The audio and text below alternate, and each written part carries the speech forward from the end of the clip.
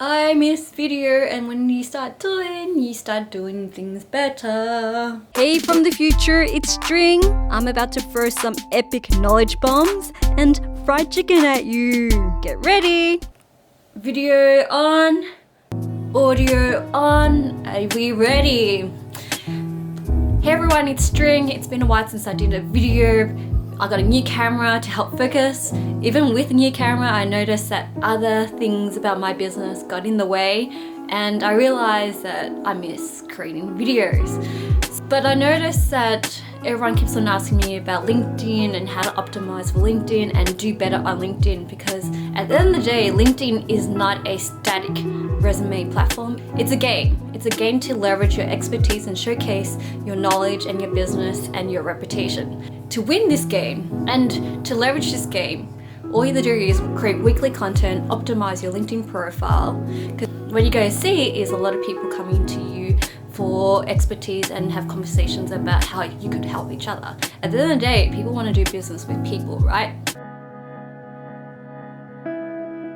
Alright, what's another tip that everyone keeps on asking me about on LinkedIn?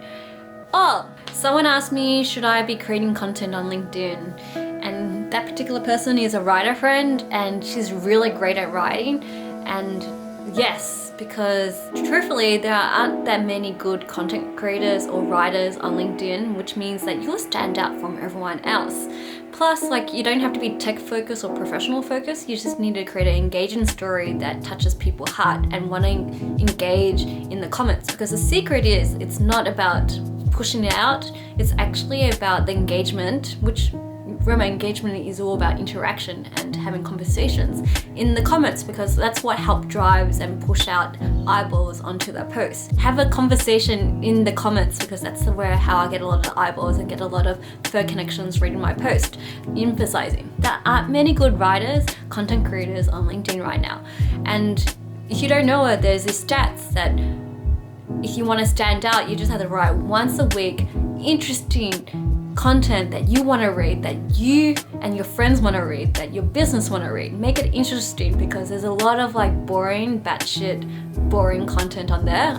I know I emphasize boring twice, but the point is, as long as you provide value and make it entertaining, people will come and just hang out in the comments below, because people want to share their thoughts and learn from people that they respect and be entertained by. So, write, create, do it once a week. Be the top 1%er.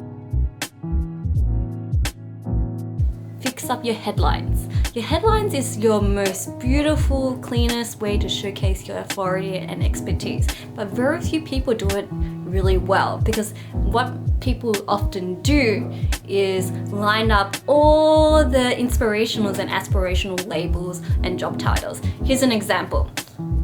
I'm an artist, content creator, keynote speaker, CEO of unknown brand. Does that sound like you? Okay, I have to say I used to do that as well. But the way to build up your personal brand is to be succinct. So a great way of doing it to stand out is showcasing your job title, but only one, your industry or your vision. And I love using Amy Ngan's example, because she has two jobs. She's an artist, a calligraphy artist, and a lawyer. But one thing that stood out is she really, her heart is all about being an artist, and her second, but her practice and trade is being a lawyer. So why not combine the two, but showcase that hey, she knows where she fits in the market space. She wants to do both at the same time, and that's okay, but be clear and make sure your headline actually succinct and aligns with your summary as well.